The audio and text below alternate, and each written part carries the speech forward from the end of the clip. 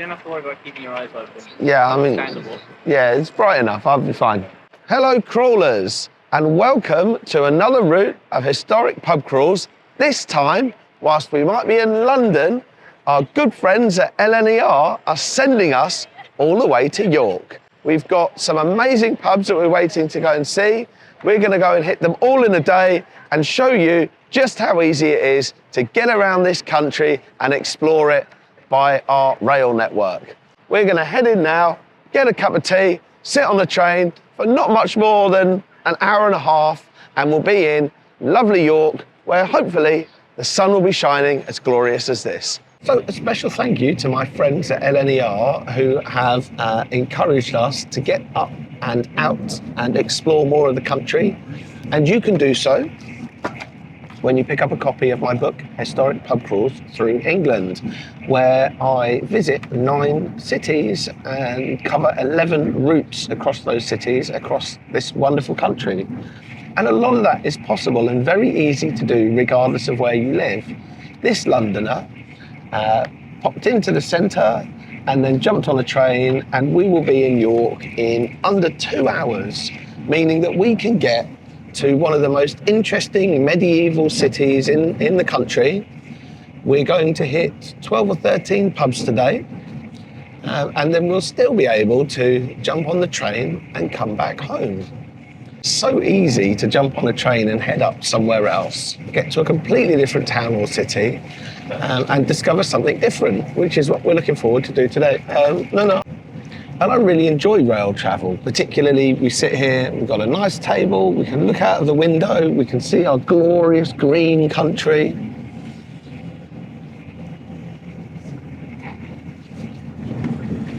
And it will be, in no time at all, we'll be getting out and we'll actually be going to the first pub, which is in the train station.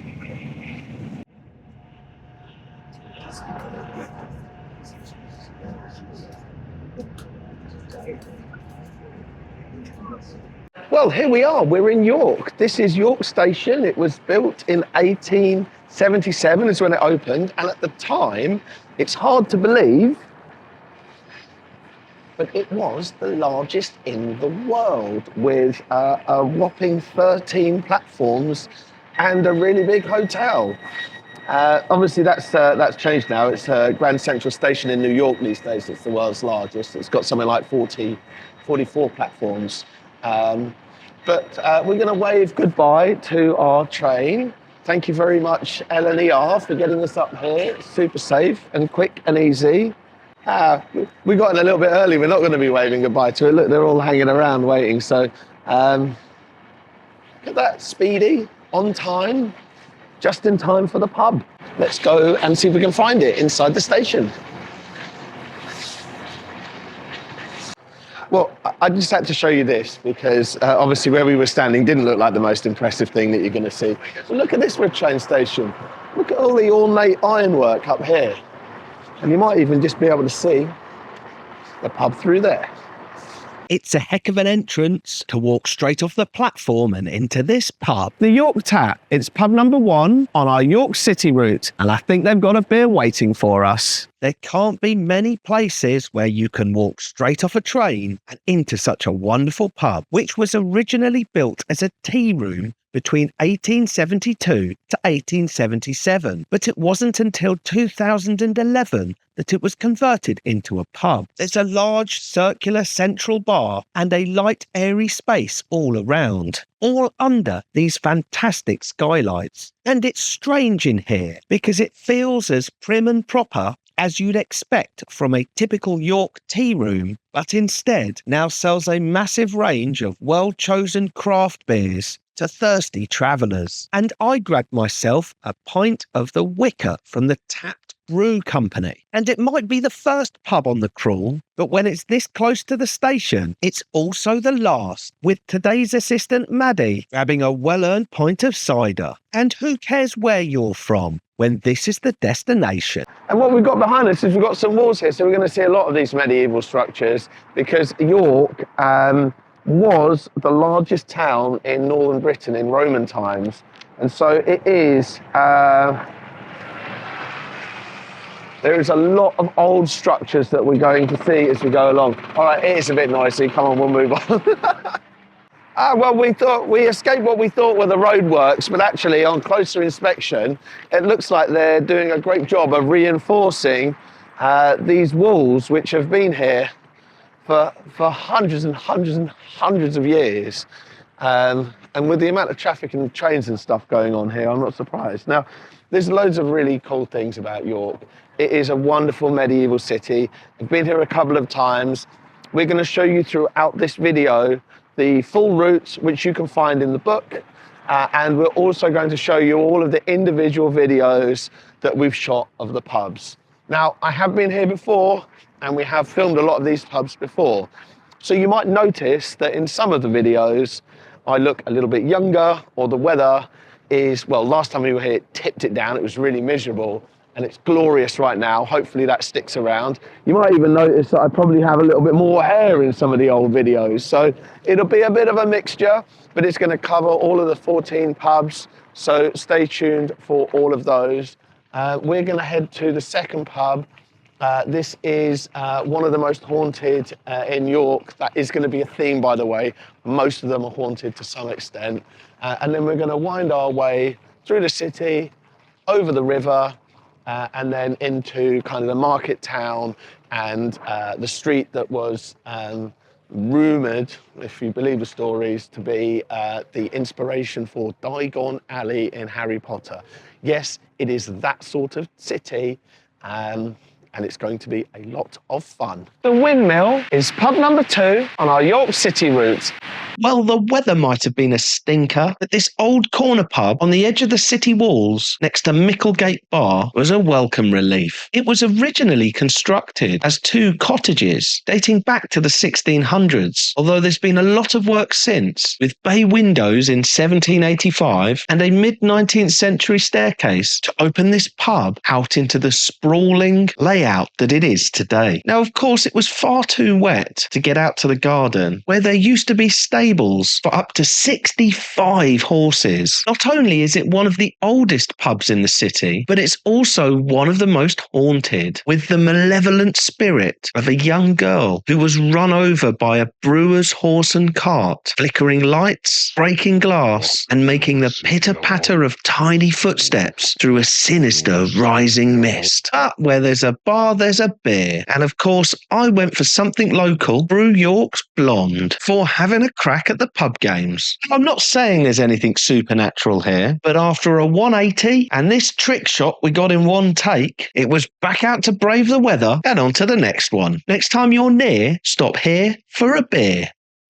So this is, so last time I was here, there's definitely something creepy that goes on in this pub, by the way, because obviously I always hit a 180 on the dartboard. There's obviously no camera tricks involved in that. Definitely something. But I also went around the pool table and got the white in on the opposite corner, which was, that was no camera trickery. No. So there's definitely something going on here that was maybe controlling that ball. Yeah, we do, well, York's very good for having historical hauntings of everything. Our ghost is a little girl that got run over by a horse and cart. And the main places that people see or hear anything is oddly in the ladies' toilets. Oh really? Okay. Yeah. Would that have been where like the stable? Because you've got the stables around the back, right? Out back, and then obviously through the middle they would have carted through. Yeah. So it would be around that area where it could have happened if it did. And what do they say? What's the reporting? What do they say to do? A little girl laughing or whispering, saying hello. Oh, that's creepy. Okay. But I was going to say like you were like knocking at the door or something. It's full on hearing someone saying hello or giggling. And it's always when there's just one person. Okay. So, and it's, I'd sort of put it down to people's headspace and thinking that someone's there. Yeah. But the amount of people that have actually said anything about it, it's crazy with how many people said, is this place haunted? Because we've just heard like a little girl, and I'm just like going, oh. I was like, but it is weird. We don't get very much like movement around, but sometimes you always see something in the corner of your vision. But it's mostly around the toilet area and the snug. But upstairs as well, we've had a team member see a male figure sort of run past. But that's meant to be a guy in ball and chain, but I'm not too sure about the history on that one. Okay, But, okay. Well, I mean, look, we don't make a habit of filming in toilets, so I think we're gonna especially the ladies. Yeah, we're gonna give yeah. filming the ladies' toilet a miss. Probably just sink a pint for the start of the day. So we told you a little bit about the walls. There are more miles of intact wall around. That's not too irritating, is it? Then there are more miles of intact walls around this city than any other city in England. Now, although we do often talk about them as being Roman walls, there's probably very little of it that is Roman. A lot of it you'll find was constructed around sort of 13th, 14th century. So still very, very old. Just as this big 4-storey gatehouse we've got behind me, this is the Micklegate Bar. It gets its name from the Old Norse of Micklegata, which means great road. And this would have been one of the main roads coming through to York. Of course, why would it have anything to do with Old Norse? Well, there's so much that we'll find as we go through York that has something to do with the Vikings. It's a lovely sunny day. Come on, Ben, let's walk, because last time I was here, it was miserable walking around here. The rain was absolutely tipping down on me. And now we've got a beer in us, we've got the sun shining. It's just perfect. We're going to spot so much stuff along the way. There'll be more stuff than, frankly, I even know what there is. But we have got our book with us, which will guide us through some of this route, point out some of the interesting things, and enjoy the sun. Next thing you see is probably us coming up to the river. You got my good side, basically the back of my head. Brilliant. It is glorious. What a good excuse to jump on a train and get up here in less than 2 hours for a day trip to explore all of these pubs. Now, this is the River Ouse, which is the 6th longest in the UK. It runs for 129 miles. This floods a lot. And when it floods really, really high. And if you can see this little white pub here, the King's Arms, that we're going to have a look at next, this is the most flooded pub in the country. They have the cellar is upstairs, and there is nothing electronic on the ground floor because it actually floods to the point that it completely covers those downstairs windows. So that's how high. You can kind of actually see, look, if you see all of those buildings, like where it's sort of been reinforced, or the stonework just after on the waterfront, the next one, and then that building that says Lowther, that's about where it comes up to. So it is, it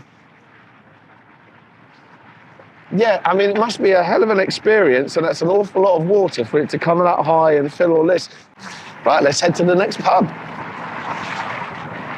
King's Arms. It's pub number 3 on our York route, and it's the most flooded pub in England. And given this weather, we better go and check it out. But first we had to get there, and it was a rainy day walking through the cobbled streets of medieval York, all the way to the river. Now, I know I'm a hero for braving this weather to show you a pub that actually refuses to let you film in it. But we did our best anyway to capture the only surviving building on First Water Lane, which was one of the 3 medieval streets that formed the slums in York. The buildings existed since the early 17th century, but was converted into a pub in 1795. And despite the efforts to add a flood door, it is filled on average up to 4 times a year. And the fixtures and fittings are easily dismantled to be stored upstairs, along with all the beer and electricity.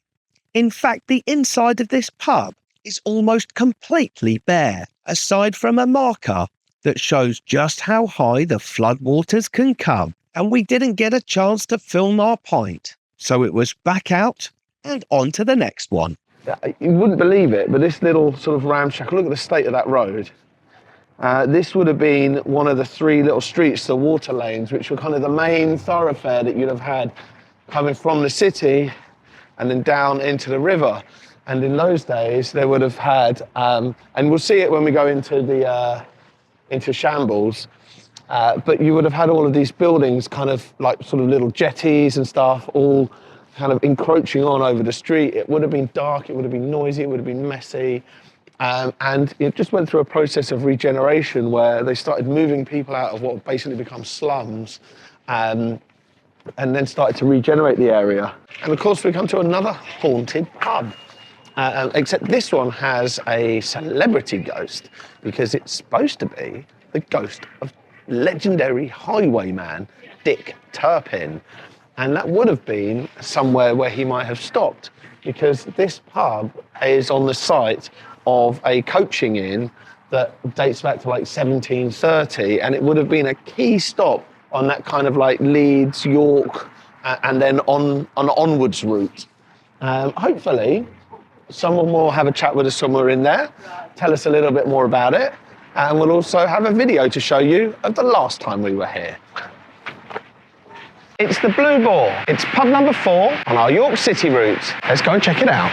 Now, I needed to escape the rain, as it was a deluge when we were here. And just as it would have been back in the 17th century, this coaching inn was a lifesaver. The original Blue Boar hosted Henry VII's envoy and many of the royalist soldiers preparing for the siege of York, before it was demolished in around 1730 and replaced by the current building. Now, the history of this welcoming bar is sketchy, as it could have been called the Robin Hood, as it became an important coaching inn on the daily stops to Hull and Leeds, and less regular routes to the likes of Barnard Castle, which is good enough for a political spin merchant. But back to the bar, and I grabbed a pint of Timmy Taylor's Hopical Storm before venturing downstairs to the cellar that housed the body of Dick Turpin days after his execution. And some claim that his ghost still haunts the pub, so be brave, get here for the spirits and beer.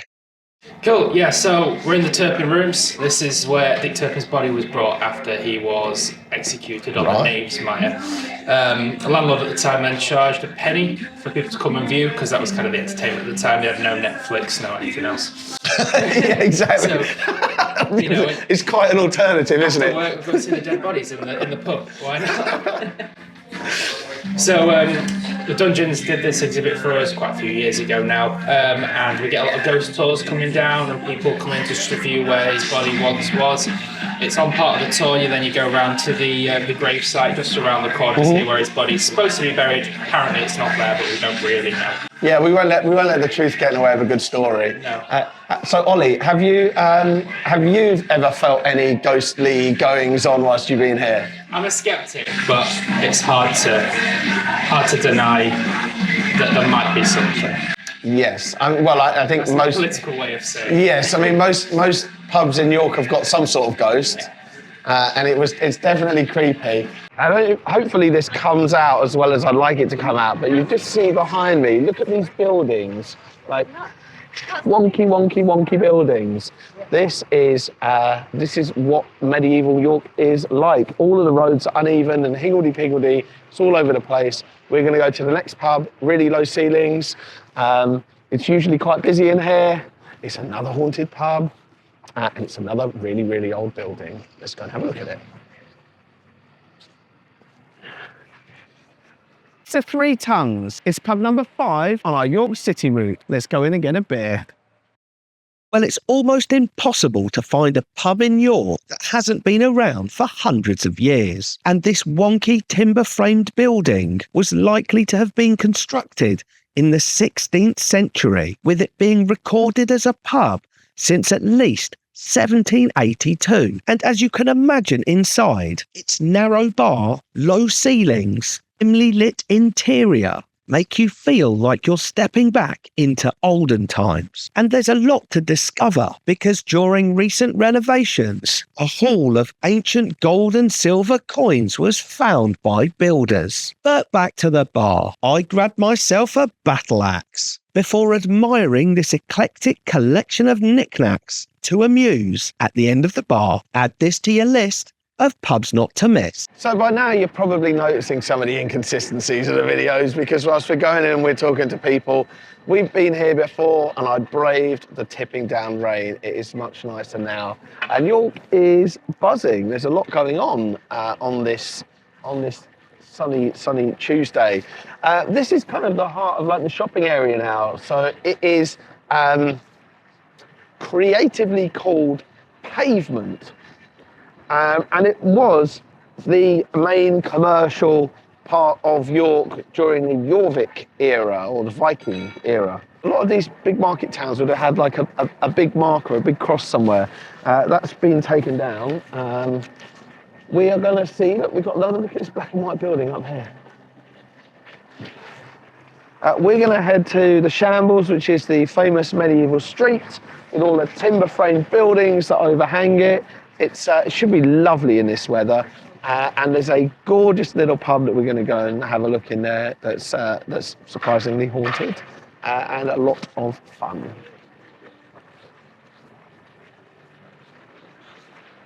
I'm sure that as we walk up here, people will spot the theme, that the shop that will not be named or must not be named. That's a Harry Potter thing, isn't it? I mean, they're definitely leaning into the fact. Now, there's absolutely no truth whatsoever that this is the inspiration for Diagon Alley. I think it's been refuted by a number of times, but it hasn't stopped them selling broomsticks. And look, look at this, there's a Christmas shop, a year-round Christmas shop. So this was actually, we're calling it the Shambles, but actually it was called the Great Flesh Shambles originally, or at least some time ago, because they would have had, they had 31 butchers along here, which sounds pretty crazy, but Shambles is a term for like an open air meat market or slaughterhouse, and so that's why it got the name. So what looks really glorious right now actually would have been a pretty grim place sort of 700 or 800 years ago.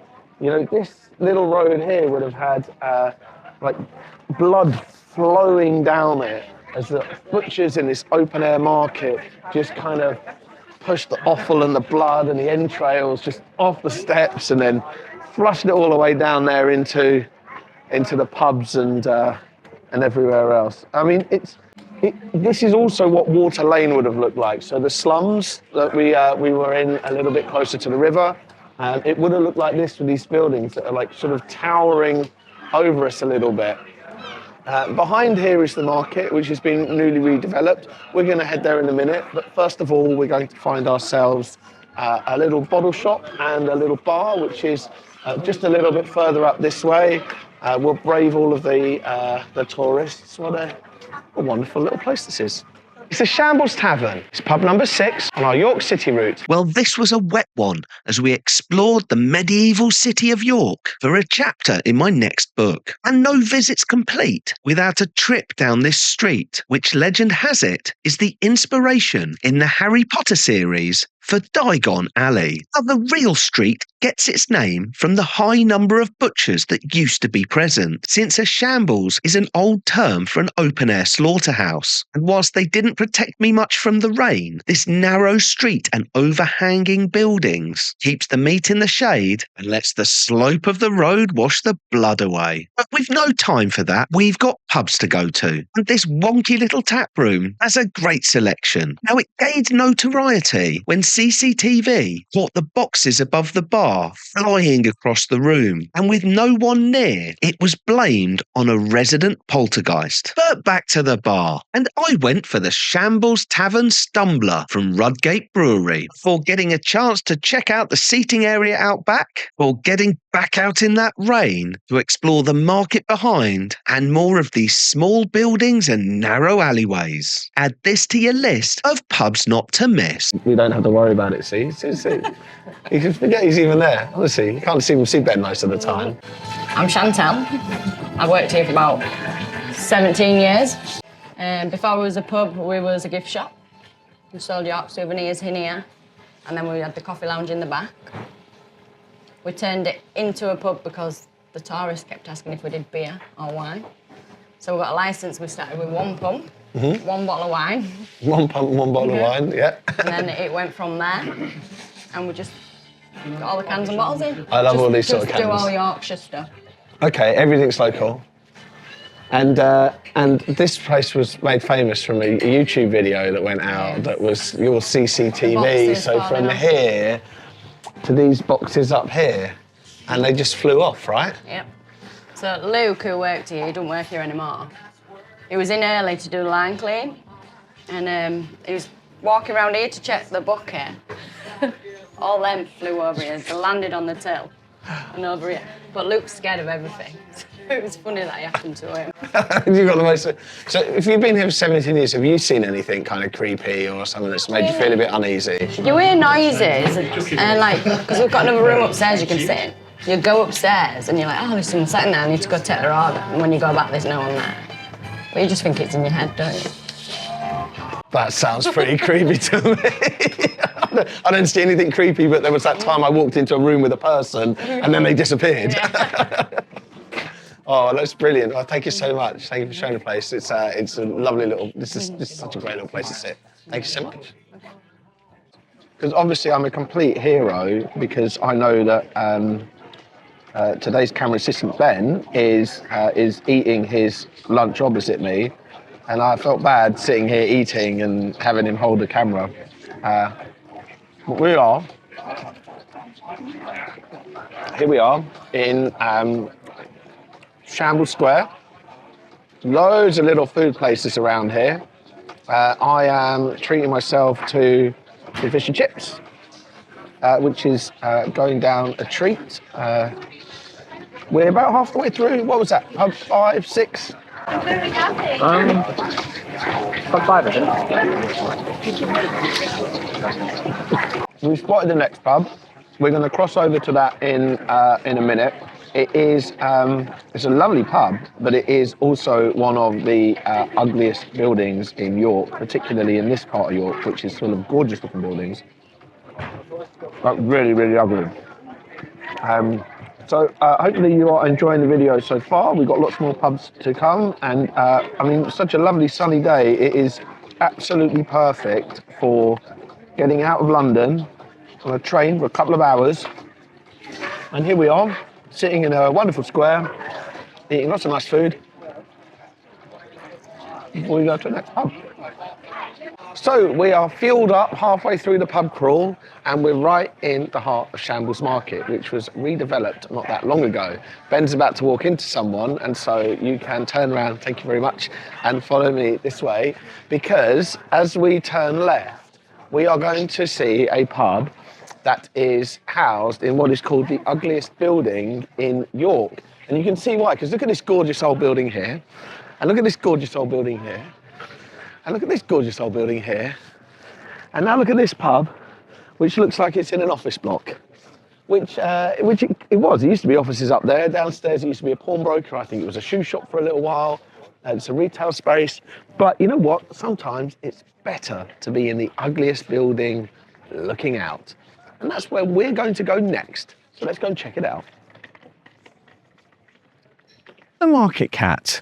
This is pub number 7 on our York City route. Let's go inside this gorgeous building. Overlooking the Shambles Market is this corner pub that's often referred to as the ugliest building in York. And you can see why, because the 3-storey 1960s construction was previously occupied by a pawnbroker and then a shoe shop. And given its previous use, the beer cellar is unusually on the 2nd floor, with views of the famous market, which was refurbished in 2014 at a cost of over £1.6 million and named after the adjacent famous street that's believed to be the inspiration for Diagon Alley. But back to the bar, and at a Thornbridge pub, I grabbed myself a pint of one of their own before exploring more of this elegantly furnished, impressive pub. Each floor having a modern twist and a different and unique feel, with, of course, reference to the cat on the bar. Add this to your list of pubs not to miss. Yeah, I just wanted to show you this little building here. It is called number 2 Jobbergate. Actually, parts of it are original from the 14th century when it was built. Half of it was built in the 14th century, the other half was built in the 17th century. I'm going to go left is older. What do you reckon? Yeah. Left is older. Because we're right in the heart of York now. These are roads, and there's no cars driving around here. It's just full of people walking around. And of course, this is the main event behind us that we're going to go and check out in a minute. But first, we've got some pubs we're going to hit up.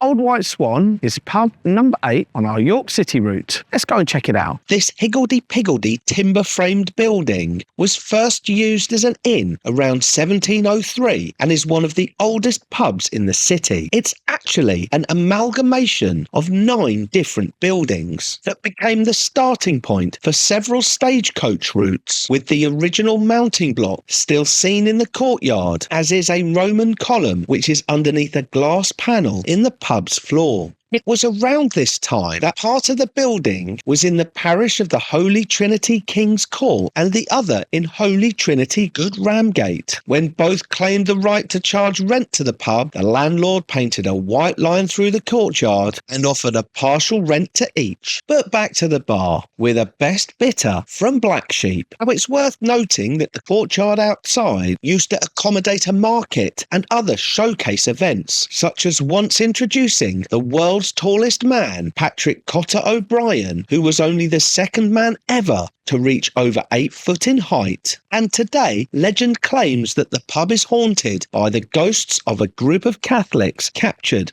whilst planning an escape to France. And some nights, they are said to rearrange the chairs into a circle. Be brave, get here for the spirits and beer. Well, this certainly looks a lot nicer, doesn't it, than the last time I was here when it was tipping it down with rain.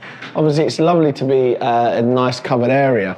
And this courtyard would have held a lot of other things like markets and woods around here. We're going to get a load of people walking out.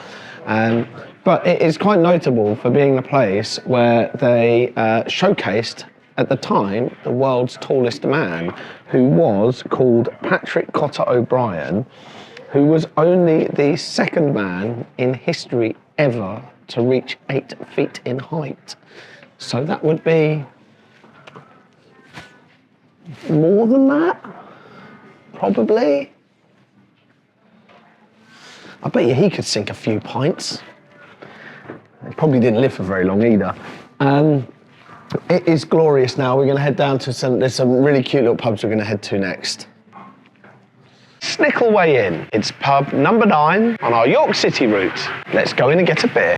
The front section of this Grade 2 listed pub was constructed around 1500, playing a part in the Siege of York in 1644. It's had several names, from the Painter's Arms, the Square and Compass, the Mason's Arms, the Board, the Joiner's Arms, and latterly the Angler's Arms, with the sign still inside. In the 90s, it was renamed to the Snickleway Inn, referencing the collection of narrow alleys that weave through the city of York. It's deliberately misspelled to avoid copyright issues, and legend has it that it's one of the most haunted in the area, with 5 spirits including Mrs. Tulliver, her cat Seamus, and Marmaduke Buckle, who committed suicide whilst living here. The most malevolent spirit causes havoc in the cellar, so we descended through this tiny hatch behind the bar into the often flooded passages, weaving amongst the barrels. Whilst I didn't see the ghost that sits on these barrels, I'd had enough of this suffocating environment, and where there's a bar, there's a beer. So I went for a Jorvik Blonde from Rudgate Brewery for taking a seat in this uneven and creaky timber-framed building. Are you brave enough to check this out? It's fine, because what we've got behind us is a Snickleway Inn, and what's quite interesting is actually a Snickleway.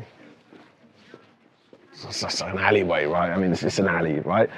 But it's a bit of a mishmash, portmanteau, if you would say, of a snicket, which means a passageway between walls, and a ginnel, which is a narrow passageway through buildings, and then an alleyway, right? So York, as you can imagine, because they would have had monks and knights and traders all milling around in behind and in between all these little old medieval buildings.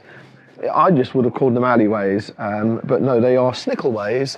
And this was actually called something like this. You just might see the sign through the window, I don't know, like the Anglers Arms is in there, but it was called that, and then it was renamed. And I you know, last time we were here, I went down a tiny little like passage into the haunted cellars. It wasn't very nice. I'm not going to go back into this one today. It was a bit creepy. Instead, we're just going to head here to the Habit, which is supposed to have one of the best views of the cathedral on their terrace.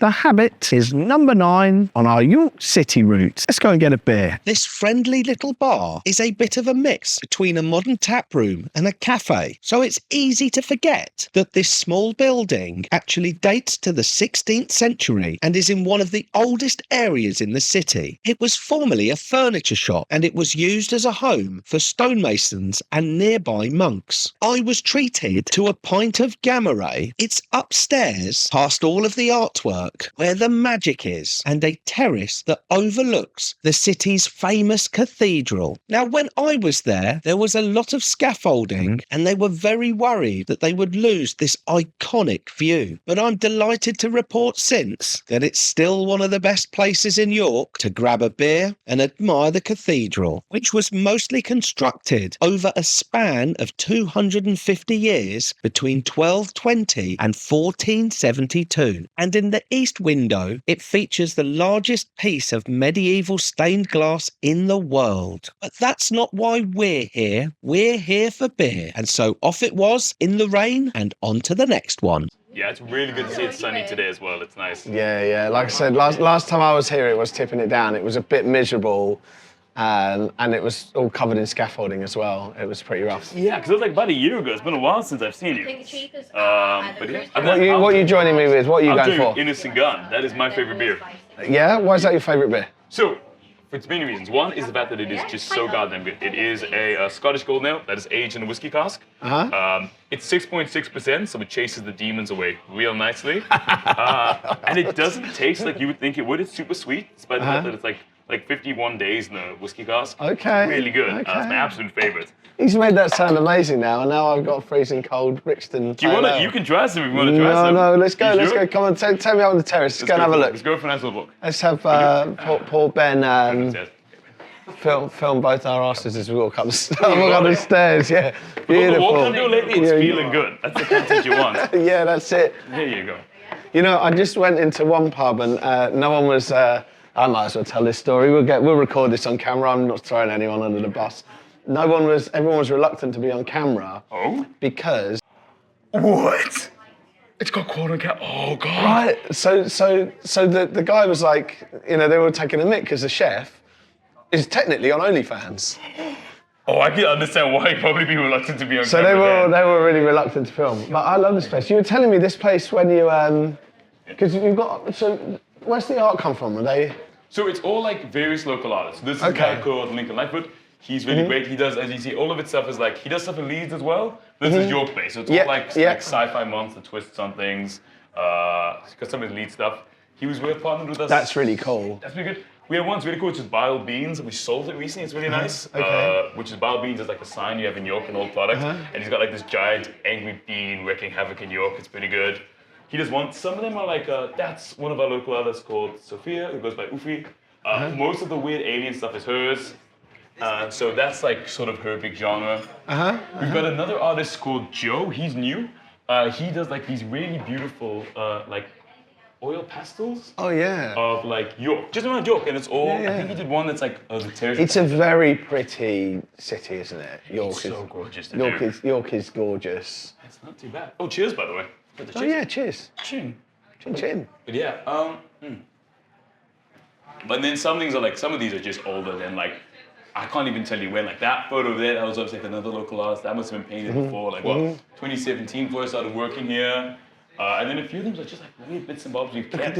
Look at this ceiling, it's all like just... Oh So sloped. Everything. There's not a single straight line here. The only thing that's straight line are like the frames around the paintings. And even those are like a little bit yeah, wonky, and even they can't sit flush on the wall, can they?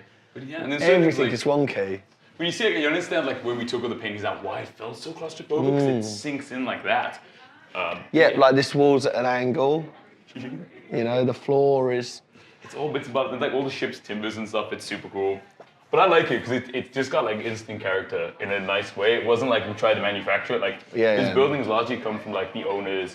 You know, we sadly lost the mural. We used to have this really great mural over here. But basically what happened was somebody used their head to knock on the wall and it just like in the middle of the mural. So we like just ruined it all, like it cracked it all. It was a sad loss. It was pretty funny when I came up the next day and I basically went up to the wall and like I put my head in and I was like, so that's what happened. He just fell forward. That's it. Wow. But yeah. How long have you been here? So I've been here now going on maybe 3 years. Okay. I started, because I left a little bit, just because I was immigrating over, so I had to move away for a little bit. Yeah, where are you from? Born in South Africa, but I used to live, I grew up in Los Angeles and Ireland, I'm all over, which is why I've got this weird accent going on. And yes, I wasn't gonna comment. it's really great. It's Now really you know. fun. Now you know. Now you know. It's like the number one question. We used to play like some guessing games and stuff, which is always fun. Like a few customers, you know. Or the best is the husband who needs to be right. He'll like come to me at the bar and be like, if I give you £5, will you tell me what your accent is so I can beat the missus? I'm sort of like, buddy, £10. Yeah, exactly. Yeah. Yeah, do you want to go on the terrace? Yeah, let's go to the terrace, right? Because this terrace, last time we were here, it was scaffolding. And we were really worried that they were going to lose this amazing view. And it is a bit obscured, so it's a bit offensive what they've put here. But it's not the worst thing, is it, considering what we thought it was going to be? No, like I said, you can still see the top of the Minster. I think the best part about this is I'll check Facebook and at least 10 to 20 people I follow will have their profile photo there at the Habit. Right, okay. So people come up, do a photo session and then leave and I'm like, oh, whoa. That is pretty cute. Yeah, it's lovely. Well, it is the perfect place. It's the perfect place. It is quite busy on here. I can see why. A lovely sunny day. Yeah, well, here's to, at least you managed to battle and it wasn't too offensive. We're still keeping on. It's the people that make it. Everyone still keeps coming on in. So that's the best part about it. Exactly. Yeah. Cheers. Cheers Chin to chin. that. So we're just going around the edge of the Minster right now, along Good Ramgate, which was another one of the very important roads that go all the way back to Roman times. And we are going to have a look inside the Royal Oak behind me in a minute. See, there's two pubs back to back. This one's apparently got a slipper in it somewhere. We can't go to every single pub. We walk past good pubs all of the time. And I decided, first time I came here, for researching for the book, that this one is the better one of the two. And I think that the general public seems to agree with that, certainly from everyone I talked about. It's really, really haunted. It's interesting, it says 17th century inn on here. Depends who you believe. It could go back to 15th century. Apparently, there's been a pub on this site since, going as far back as Viking times. Of course, you start to get onto pretty shaky ground when you're looking at something from that long ago. It is really, really haunted. There's lots of ghosts throughout here, as you'll see in the video that we roll. So let's cut to that and find out a little bit more. The Royal Oak is pub number 10 on our York City route. Let's go and get a beer. Well, this many pubs in, it's starting to feel like every pub in York can claim to go back hundreds of years. And whilst the sign out front says 17th century, bits of this former coaching inn are believed to date to the 15th century. Now, it's rumoured that there's been a building on this site as far back as the Viking occupation, with the current Tudor-style frontage being installed around 1934. And what's strange is that the two downstairs rooms, while serviced by a central bar, are actually separated by a wall, meaning you have to leave the room and walk down the corridor to access the other area, with the landlords having to fight refurbishment plans to maintain this layout. But where there's a bar, there's a beer, and to match my Sigma Riz, I went for something that is also smooth, dark and delicious, with a pint of Theakston's before going to explore a bit more of the pub. First upstairs, where 2 female ghosts are said to stalk the rooms, and then out to the garden, past the ghostly children that play by the fire, and a tall, gaunt man who lingers in the back room. Spirits and beer will wait for you here. Because this is right at the heart of medieval York. This is the Minster. And what we're actually looking at is it's the largest piece of medieval stained glass in the world. So let's tell you some things that we've got, which you can find in my book. Some information about here. Now, there's been a church, at least, on this site since 627. So going back 1,400 years.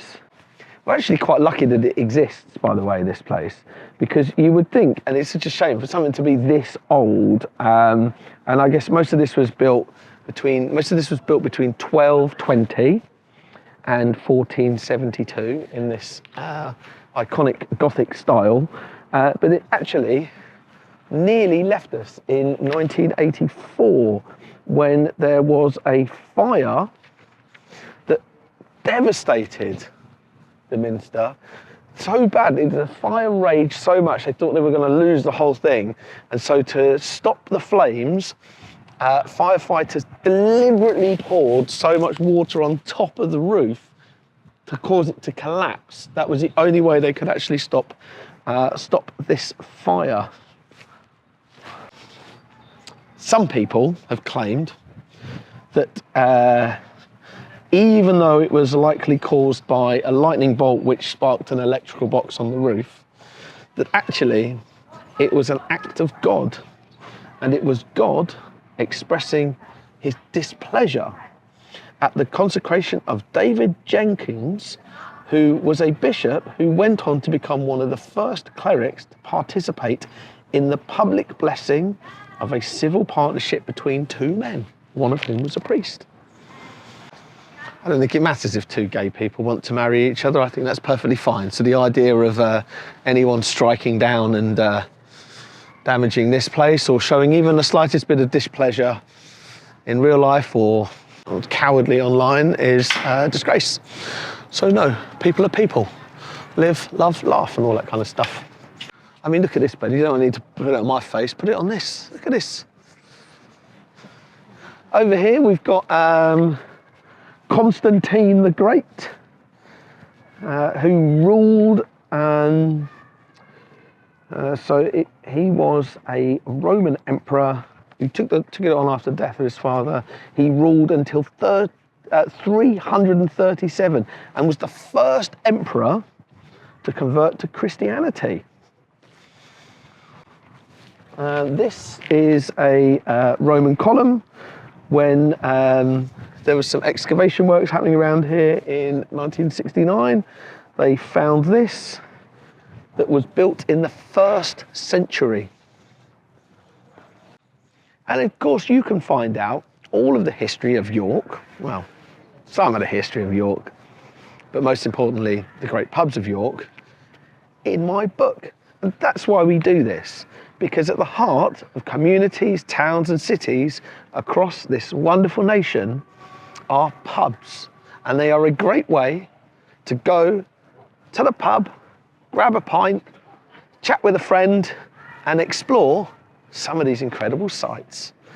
And after writing 2 books on London, writing a book on England and writing a book on New York, there are still lots more to come. So I'm sure by now you've already liked, subscribed or followed, but if you haven't, please do, and make sure that you check out where we go next, because particularly with the ability to just jump on a train like we did this morning, we jumped on an LNER straight up to York in less than 2 hours, and we are already well on our way through the route now. That's 10 pubs down, and we're going into the final stretch of our last few pubs. Let's go. So you're telling me that rubbing my dirty finger on the lens didn't make a difference? Well, that one won't make the outtakes. Right, We are in Stonegate, and it's another of the old ancient paths where you would have people coming back and forth to the Minster, into the town centre.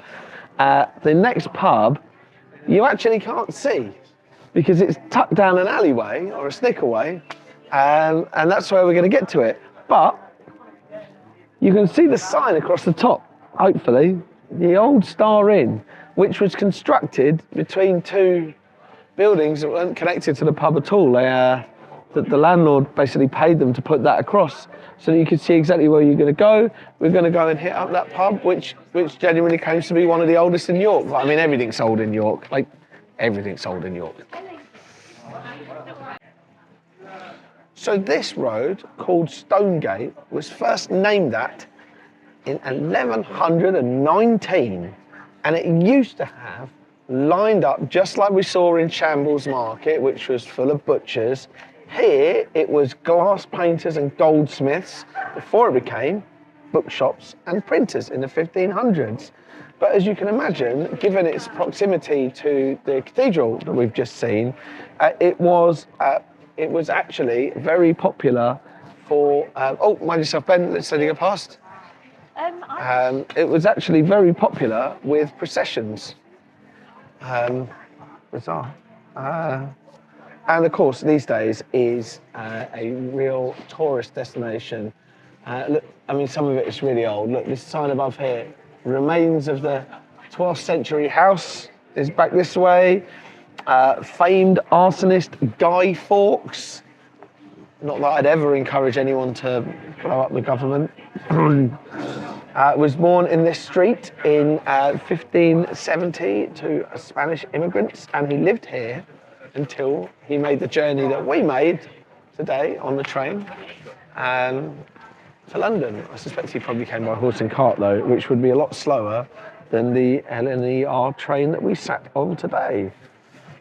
Let's go to our next pub, which is coming up now.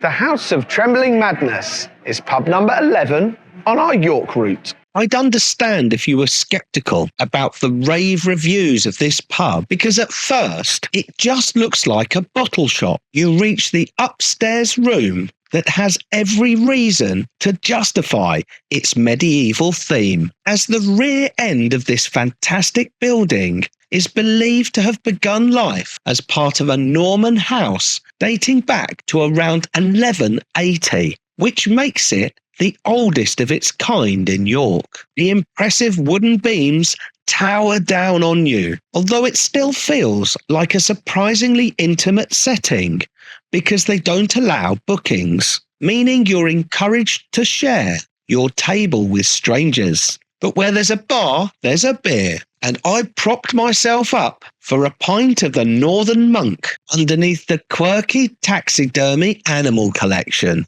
And there was just time to grab the food of the gods. And it wasn't just one pickled egg, it was two. Now, given this is the most recommended pub in the area, it can get busy, but who cares where you're from when this is the destination? I mean, there's rumours that some of them are about 15 years and whatnot, but... Yeah, you can't really fake it, can you? I've not been at 15 years, so I don't know. No, But some of them are a bit new. I mean, you can see them on the tables over there where we've had new ones. Yeah, so here we are. We're in the House of Trembling Madness. We've got lovely Emily with us. Hello. And I've got to say, this was... I mean, it was hard enough anyway to try and get all of the amazing pubs in York into like 14 pubs in a pub crawl. I can imagine. But a lot of the time, as I've been walking around, people have all said to me, are you coming to the House of Trembling Madness? This seems to be like the most loved pub in York. Yeah, we do well. Yeah, so I mean, tell us all about it. I mean, yeah, you're sitting in one of the oldest buildings in York. Behind our wall, if you went up the alleyway, you have got an old Norman house, which is believed to be one of the oldest buildings in England. And then, yeah, the building goes on this wall being the oldest with beams, and then dating all the way through to the, 18th century sort of time. So there's a lot of history in this building, There which is. is pretty incredible. I'm surprised you did a good job of actually having like a pretty steady table here. The floor's been done, right? Yeah. The floor's flat. That needed to happen Yeah. because it's not like everything else Very is wibbly-wobbly. pretty wonky. Yeah, I bet you after a few pints here, it starts to look a bit crazy. Now, of course, like it's above like a bottle shop, so it's quite weird. Yes. It's just a weird to go. I mean, they must get pretty annoyed downstairs with people walking in going, "Where's the pub?" Oh yeah, no. So we're all one business, but yeah, I think it does get a little bit old after a while. And the amount of people that go in the shop not realising there is a pub is very common, very common. And now, most of the places we've been to have got some sort of ghost story or something haunted. I mean, sure, all these heads that we'll see, you know, when you see the video, you'll see all of the heads in here. Like, it's a bit creepy. We've got the dog down there as well, which... Yeah, good old Lucky. Lucky, so, I don't know how lucky. He's stuffed and on the side and, forever. That's pretty nice. Are there any ghost stories? Have you ever come across anything? Funnily enough, there wasn't any. You get the odd glass and things falling off and people say it's a ghost. But I actually had a customer in about 2 weeks ago who was sitting over in that corner, never been here before, she wasn't from York. And she said, there's a small little dog sitting next to me and he's really sad and he says he lives in a fireplace and he really would like a cuddle.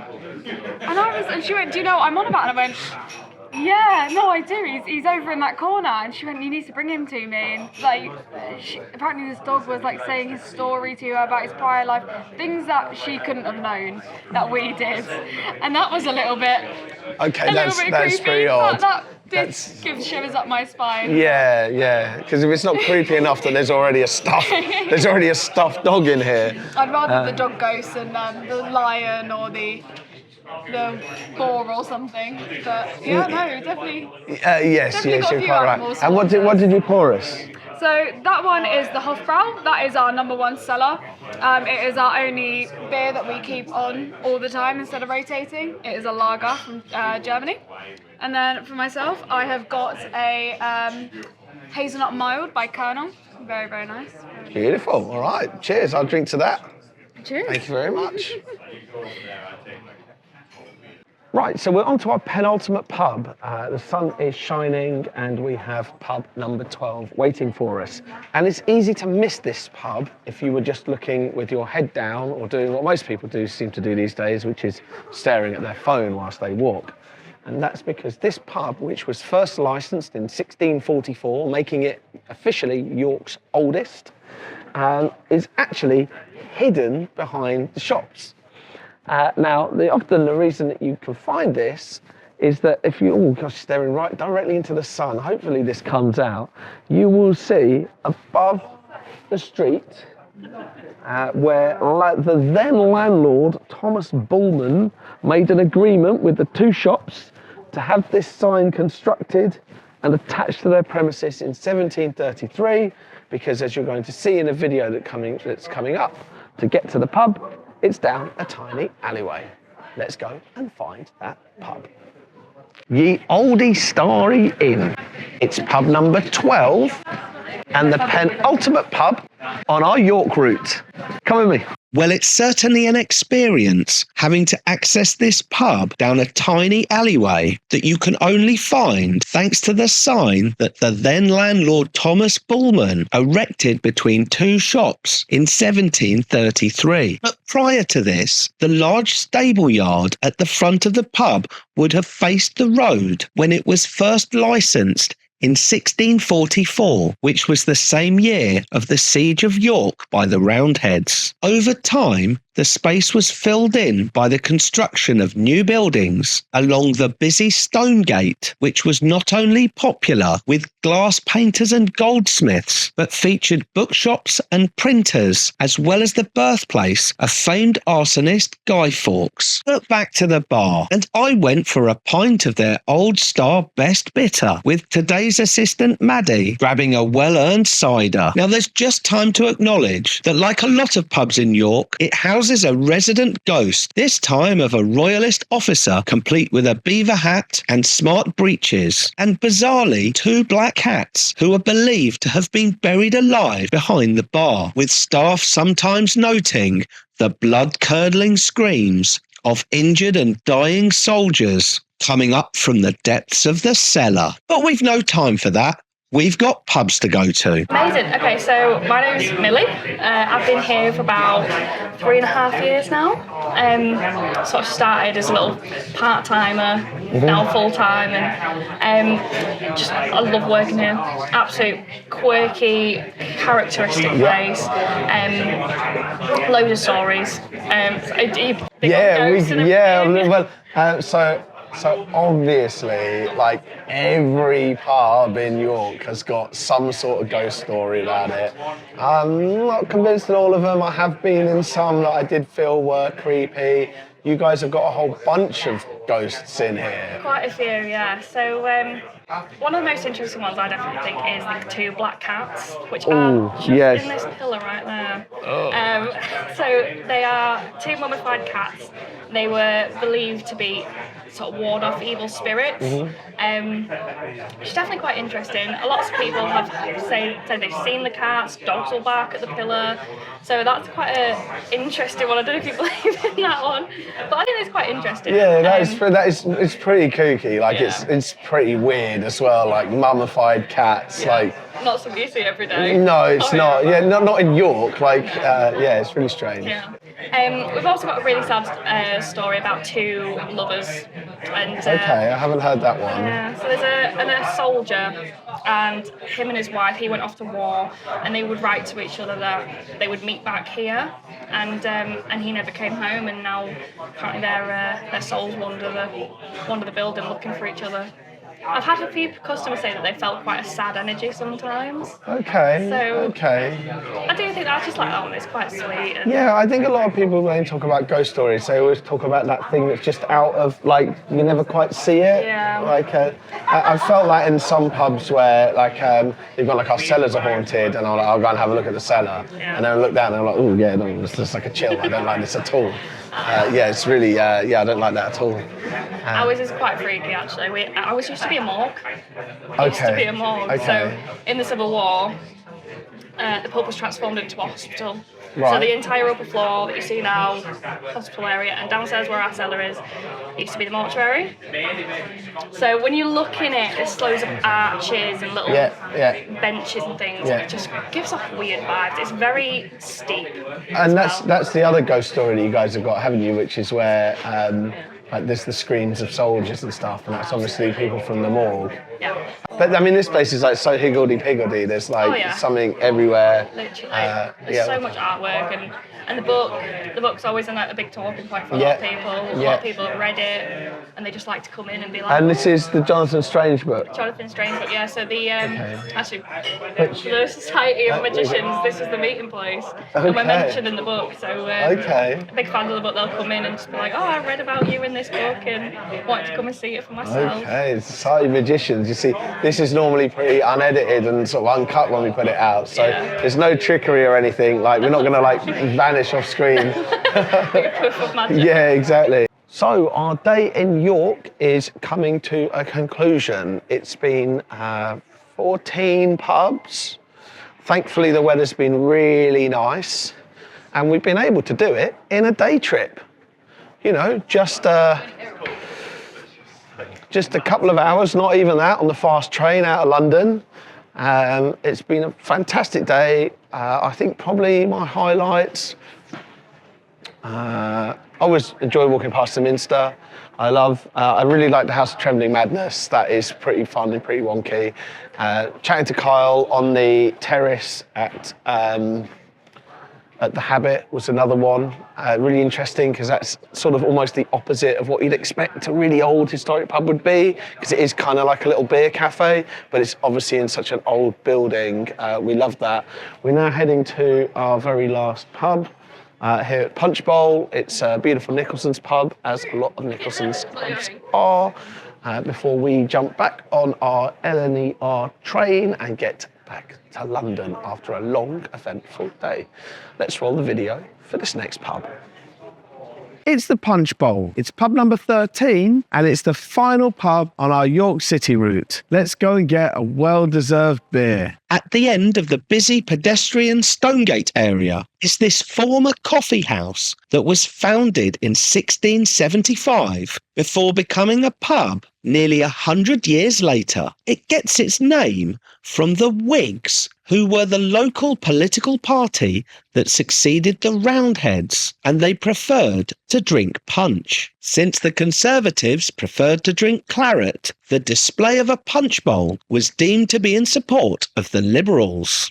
And in its early years as a pub, it became the headquarters of the York Races Committee and was also popular with the bell ringers at the nearby Minster, with a bell clapper still used to support the rear bar. Although it was granted Grade 2 listed status in 1954, it's actually the third iteration of this building, following a series of devastating fires, with the last in 1930. Get back to the bar, and as a Nicholson's pub, I went for a pint of their pale to finish off this route and escape this medieval city for the long journey back to London. Just heading back to the train station now. We've got to take the opportunity to walk on these ancient walls. Can you imagine looking over these at the hordes coming to invade, now surrounded by this chaos and the cars of modern living?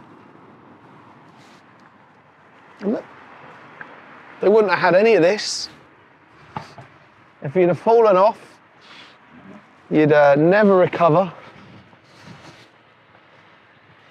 Here's one of the old railway hotels, which you find across the country. Wherever you see a big railway station, there was always a big hotel. We have them in London. Here's this one in York. You always get one near a station.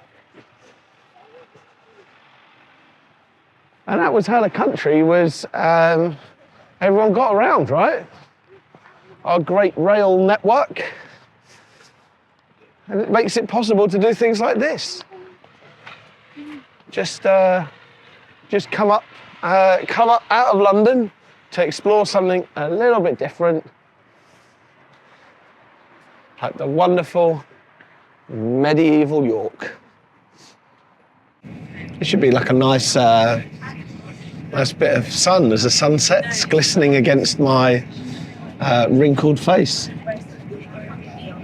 It's lovely, isn't it, looking out the window of a train?